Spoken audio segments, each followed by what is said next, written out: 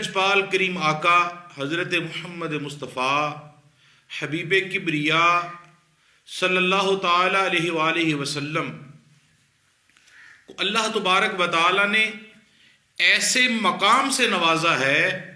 اللہ تعالیٰ قرآن مجید فرقان حمید میں ارشاد فرما رہا ہے وَمَا أَرْسَلْنَاكَ إِلَّا رَحْمَةً لِّلْعَالَمِينَ. تو اللہ تعالیٰ نے اپنے پیارے محبوب صلی اللہ علیہ وسلم کو تمام عالمین کے لیے رحمت بنا کر بھیجا. اللہ قرآن میں اعلان کر رہا ہے کہ ابھی میں نے تجھے رحمت للعالمین بنا کر بھیجا. تو ہم رسول اللہ صلی اللہ تعالیٰ علیہ وآلہ وسلم کا کلمہ پڑھنے والے ہیں, رسول اللہ کے ساتھ محبت کرنے والے ہیں. الحمدللہ ہمارا ایمان, ہمارا عقیدہ اس بات پر ہے کہ اللہ تبارک و تعالیٰ نے اگر اس دنیا میں کسی کو مقام دیا ہے تو مصطفیٰ کی نسبت کے صدقے دیا ہے, رسول اللہ کے وسیلے سے دیا ہے. ہم بھی رسول اللہ کے غلام ہیں. ہماری تمنا, ہماری جستجو بھی یہی ہوتی ہے کہ اللہ تعالیٰ ہمیں اپنے مقبول بندوں میں لکھ لے اور اللہ تبارک و تعالیٰ ہمیں اپنے پیارے محبوب کو امتی بنا دے. امتی تو ہیں لیکن امتی میں فرق ہوتا ہے. ایک وہ امتی ہوتے ہیں جنہوں نے کلمہ پڑھ لیا, مسلمان کے گھر پیدا ہو گئے, وہ امتی ہیں. ایک وہ امتی ہوتا ہے جو امتی بھی ہے اور رسول اللہ کا دیوانہ بھی ہے. میری مراد جیسے حضرت سیدنا بلال حبشی ہیں, حضرت یاسر بن عمار ہیں, حضرت ابو بکر صدیق ہیں, حضرت سیدنا عثمان غنی, حضرت سیدنا عمر فاروق, مولا علی کرم اللہ وجہ الکریم ہیں, اور بے شمار صحابہ کرام جنہوں نے اپنی جانوں کی پرواہ کیے بغیر رسول اللہ کے ساتھ محبت رکھی. دیکھیں نا یاسر بن عمار کا واقعہ, ابتدا میں ان کی والدہ کے ساتھ, ان کے گھر والوں کے ساتھ, یاسر بن عمار کے ساتھ کیا کیا معاملہ اگر انہوں نے اظہار ہی کیا تھا نا, یا رسول اللہ سے آپ سے محبت کرتے ہیں, آپ کا کلمہ پڑھتے ہیں, تو لوگوں نے آپ کو کیا کیا تکلیفیں دی, کیسی کیسی پریشانیاں دی. تو آج ہم بھی یہی کہتے ہیں ہمیں اس دنیا کی کوئی فکر نہیں ہے. ہمیں اگر فکر ہے تو محبت رسول کیا کہ وہ ہمارے دامن میں رہے. ہمارا عقیدہ یہ ہے, ہمارا ایمان پختہ تب ہوگا جب ہماری محبت رسول کریم کے ساتھ ہوگی. یہ رسول کریم کے ساتھ محبت ہماری تب ہوگی جب ہماری محبت دین اسلام کے ساتھ ہوگی. دین اسلام کے ساتھ ہم تب وابستہ ہوں گے جب ہم کسی رہنما سے رہنمائی کروائیں گے, جب ہم کسی رہنما کے ساتھ رہنمائی کروا کر آقا علیہ الصلوۃ والسلام کی محبت کو اپنے سینے میں سمیٹ لیں گے, رسول اللہ صلی اللہ تعالی علیہ وآلہ وسلم کے ساتھ اپنا پیار, اپنا خلوص اپنے دل کے اندر رکھیں گے. تو دیکھیں نا, اللہ تبارک و تعالیٰ کا سب سے پیارا دین رب کا جو ہے وہ دین اسلام ہے, اور اللہ تبارک و تعالیٰ نے اس دین اسلام کے لیے, اس کی بقا کے لیے, اس کا اعلان کروانے کے لیے تمام نبیوں میں سے جس نبی کو منتخب کیا وہ رحمت للعالمین نبی ہیں, وہ حضرت محمد مصطفیٰ ہیں. یہ کون آقا ہیں؟ اللہ کے محبوب ہیں نا. 1,24,000 انبیاء اکرام ہیں, ان میں سے اللہ نے محبوب کس کو بنایا؟ محمد صلی اللہ تعالیٰ علیہ وآلہ وسلم کو. یہ محمد کریم صلی اللہ تعالیٰ وسلم کو اللہ نے اپنا محبوب بنا کر اپنا محبوب دین اسلام عطا کیا.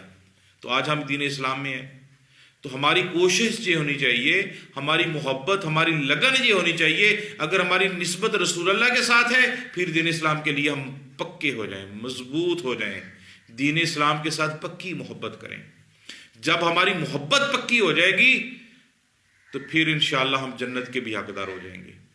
جیسے آقا علیہ الصلوۃ والسلام کی پاک بارگاہ میں نا ایک یتیم بچہ آیا, آقا کی بارگاہ میں آتا ہے, آگے عرض کرتا ہے کہ یا رسول اللہ صلی اللہ تعالی علیہ وآلہ وسلم, میرا ایک کھجوروں کا باغ ہے, تو میں یہ چاہتا ہوں کہ میں اپنے کھجوروں کے باغ کے ارد گرد دیوار بنا دوں.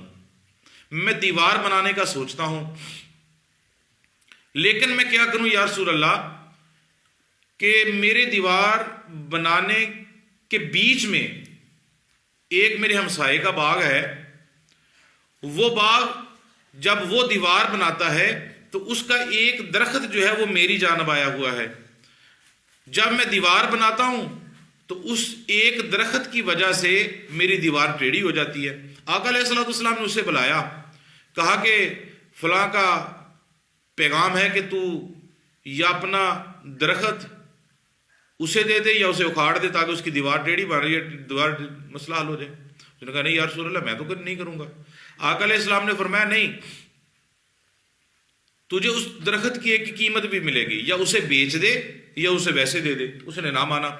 آقا علیہ السلام نے یہاں تک اسے کہہ دیا اگر تو اسے یہ درخت اس کو تو دے گا تو اللہ تعالیٰ تجھے جنت میں ایک درخت عطا فرما دے گا، اور اس درخت کا سایہ اتنا ہوگا کہ 700 سال یا 100 سال، دونوں پڑھنے میں ملتے ہیں لفظ، 700 سال یا 100 سال،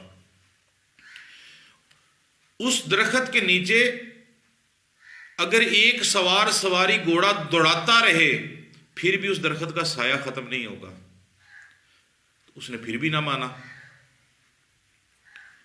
تو قریب رسول اللہ صلی اللہ تعالی علیہ وآلہ وسلم کے ایک بہت پیارے صحابی جن کا نام حضرت تحدہ تھا، حضرت تحدہ سرکار کی بارگاہ میں عرض کرتے ہیں کہ یا رسول اللہ صلی اللہ تعالی علیہ وآلہ وسلم، یہ جو آپ نے آپشن اس بندے کو دیا کہ آپشن میرے لیے بھی ہے، اگر میں اسے خرید کے دے دیتا ہوں کیا آپشن میرے لیے ہے؟ میرے پیارے کریم آقا علیہ السلام آپ فرماتے ہاں تیرے لیے بھی آپشن ہے۔ وہ بندے کے پاس جاتا ہے، جا کے کہتا ہے کہ تو مجھے جانتا ہے میں کون ہوں؟ اس نے کہا جی بالکل میں جانتا ہوں۔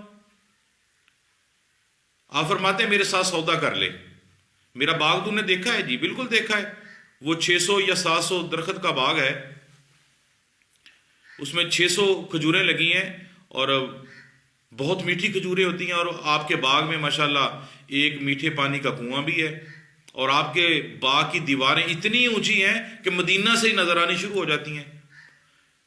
تو حضرات گرامی، یہ حضرت ابو طلحہ جو تھے نا، یہ بڑے پیارے رسول اللہ کے ساتھ بھی تھے، اور اکثر لوگوں کی یہ تمنا ہوا کرتی تھی کہ ہم ابو طلحہ کے باغ کی کھجوریں کھائیں۔ ابو طلحہ جو تھے نا، انہوں نے اس بندے کے ساتھ سودا کر لیا۔ اب سودا ہو گیا، ایک اس کا درخت تھا، ایک درخت کے بدلے آپ نے 600 یا 700 درخت کا باغ اسے دے دیا۔ سودا ہو گیا، گھر آئے، رسول اللہ صلی اللہ علیہ وسلم سے کہا کہ یا رسول اللہ ہم نے سودا کر لیا ہے۔ رسول اللہ کی نگرانی میں سودا ہو گیا۔ اپنے گھر آ گئے، جب گھر آئے نا، آگے اپنی بیوی سے کہا کہ جلدی کرو اس باغ کو خالی کر دو، اور ساتھ اسے یہ بھی کہہ کے آئے تھے کہ میرے باغ کے اندر ایک میرا محل بھی ہے، وہ بھی تیرا۔ ایک درخت کے بدلے ایک باغ بھی دیا، اور اس باغ میں ایک محل تھا وہ بھی دیا، اور باغ کے اندر ایک میٹھے پانی کا کنواں تھا وہ بھی اسے دے دیا۔ اب سارا معاملہ طے ہو گیا۔ اپنی بیوی سے کہا، بیوی بھی بڑی پکیزہ تھی، یقین کریں تو حضرات اکرامی میں اکثر یہ کہا کرتا ہوں کہ جب بندہ خود ٹھیک ہوتا ہے نا تو اس کے ساتھ تعلق کرنے والے بھی ٹھیک ہو جاتے ہیں۔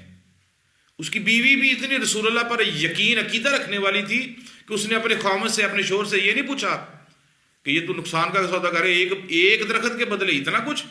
تو نے کہا نہیں، میرا شوہر جو ہے نا یہ بڑا سمجھدار ہے، منافع کا سودا کیا ہوگا، گھاٹے کا سودا نہیں کیا ہوگا۔ اپنے بچوں کو اس کی بیوی نے لیا۔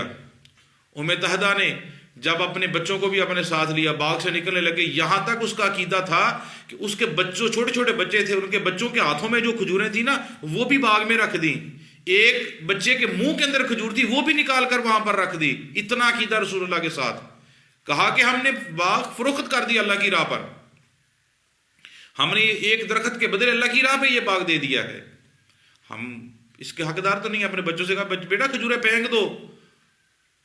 ابو طلحہ جو تھے ان کا عقیدہ یہ تھا، انہوں نے کہا کہ بیٹا یہ تو دنیا کے باغ کی کھجوریں ہیں، اس کو پھینک دو، ہم جنت کی کھجوریں جا کر کھائیں گے۔ جیسے میرے آقا علیہ السلام نے کہا تھا نا ابو طلحہ